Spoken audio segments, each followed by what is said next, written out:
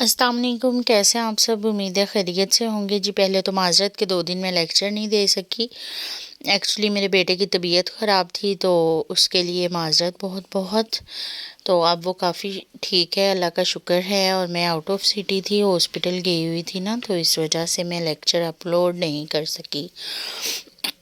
आते हैं जी अब हम अपने सबक की तरफ। आयत नंबर है 41 सूरह बकरा। व आमिनु बिमा अंजलतु मुसद्दिक़ल लिमा माअकुम, और ईमान लाओ साथ उस चीज़ के जो नाजिल की मैंने, तस्दीक करने वाली है वास्ते उसके जो तुम्हारे पास है। वला तकुनु अवला काफिरिन भी, और ना हो जाओ पहले से ही काफिर इसके साथ। वला तश्तरू भी आयाती, और ना मोल लो मेरी आयतों के बदले समनन कलीला, कम कीमत। व इजाया फत्तकून, और ख़ास कर मुझे से डरो।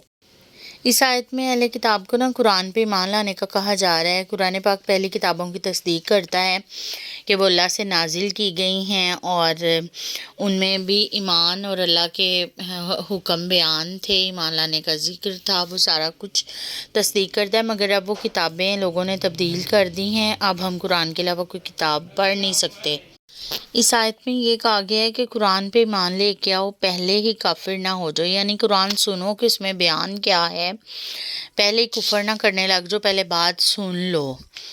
तो या इसका मतलब ये भी है कि तुम्हें देख के लोग भी कुफर करेंगे, तुम पहले काफिर ना बन जाओ। होता है ना कि जब हम कोई भी काम करते हैं तो हमारी तरफ से देख के लोगों को मोटिवेशन मिलती है, तो इसी तरह बुराई की भी एक मोटिवेशन होती है ना, कि बुराई देख के लोग सीखते हैं, और बुराई जो है वो लोग जल्दी अट्रैक्ट होते हैं उसकी तरफ। तो यहाँ पे ये उन्हें कहा जा रहा है कि तुम पहले काफिर ना बनना कि तुम्हें देख के लोग और भी कुफर की तरफ आएं, बल्कि तुम ईमान ले आओ, क्योंकि तुम्हें पता है कि ये कुरान पाक पहली किताबों की तस्दीक करता है, तो ये सच्ची किताब है। क्योंकि जो है वो किताब उन पे पहले भी नाजिल हुई थी, तो लोग कहेंगे कि ये इनको तो पहले भी इल्म था, अगर ये कुफर कर रहे हैं तो लोग भी दूसरे तुम्हें देख के कुफर करेंगे। तो फरमाया जा रहा है कि मेरी आयतों के बदले में कम कीमत ना लो। यहूदों ने सारा जो होते थे ना, उनमें से जब किताब का कोई मुश्किल हुक्म किसी को लगता था तो वो अपने उलमा को पैसे दे के हुक्म तब्दील करवा लेते थे। वो कहते थे कि ये हमें मुश्किल लग रहा है। उनके नाउज़ुबिल्लाह आलम हजरात जो होते थे वो किताब को ही बदल देते थे, और फिर वो अपने हाथों से लिखते और कह देते ये मुनज़्ज़िल मिनल्लाह है। तो यहाँ पे इसलिए मना किया जा रहा है कि मेरी आयतों को ना बदलो और मेरी आयतों के बदले में कम कीमत ना लो।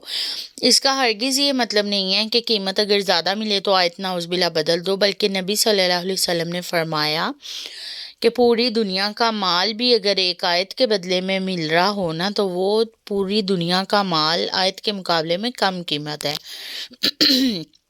क्योंकि अल्लाह ताला की आयत जो है उसको कभी भी जो है किसी भी माल के साथ उसका तोल नहीं किया जा सकता, मुमकिन ही नहीं है। पूरी दुनिया का माल भी आयत के बदले में कमतर है। तो इसलिए यहाँ ये फरमाया जा रहा है कि तुम माल लो ही ना, आयतों को बदलो ही ना। यहाँ पे तहरीफ से मना किया जा रहा है। तो अल्लाह ताला से ही सिर्फ डरो और उसी की बात मानो, लोगों की बातें ना मानो। वला तलबिसुल हक़, और ना मिलाओ तुम हक को बिलबातिल, झूठ के साथ। वतक्तुमुल हक़्क़ा, और तुम छुपा देते हो हक को, व अंतुम तालमून, और तुम जानते हो। अल्लाह फरमा रहे हैं कि झूठ नहीं बोलना। यहाँ पे झूठ बोलने से मना किया गया है, और उन्हें ये मना किया जा रहा है कि झूठ को सच में मिला के ना। आजकल लोग कहते हैं अच्छा मैंने एक ही बार झूठ की है ना, मैंने थोड़ा सा सच भी तो बोला ही है, कुछ नहीं होता। या मोस्टली हम मजाक में झूठ बोल रहे होते हैं और हम समझ रहे होते हैं कि अच्छा मजाक ही था।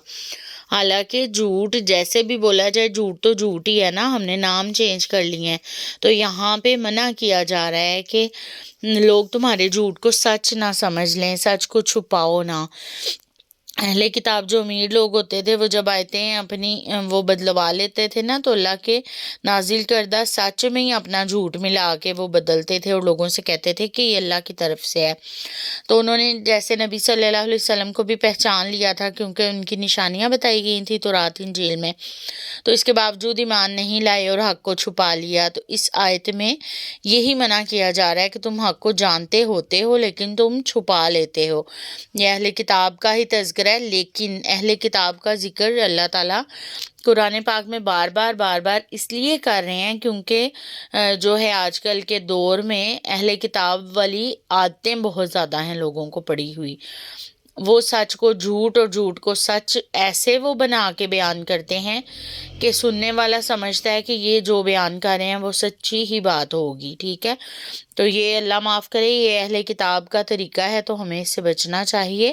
اگلی آیت میں اللہ فرما رہے ہیں وَأَقِیمُوا الصَّلَاةَ، اور نماز قائم کرو،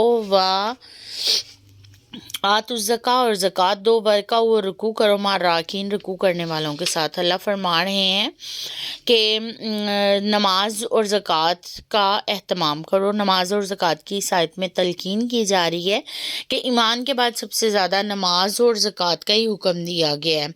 تو اہل کتاب کے لیے بھی ان کی کتابوں میں تھا، یہاں پہ بھی بیان کیا جا رہا ہے. اور رکوع کرنے والوں کے ساتھ رکوع کرنے سے مراد نماز باجماعت ہے. نبی صلی اللہ علیہ وسلم نے فرمایا کہ اکیلے نماز پڑھنے سے 27 گنا اجر زیادہ ہوتا ہے اس نماز کا جو جماعت کے ساتھ پڑھی جائے. تو اللہ ہمیں توفیق بھی دے.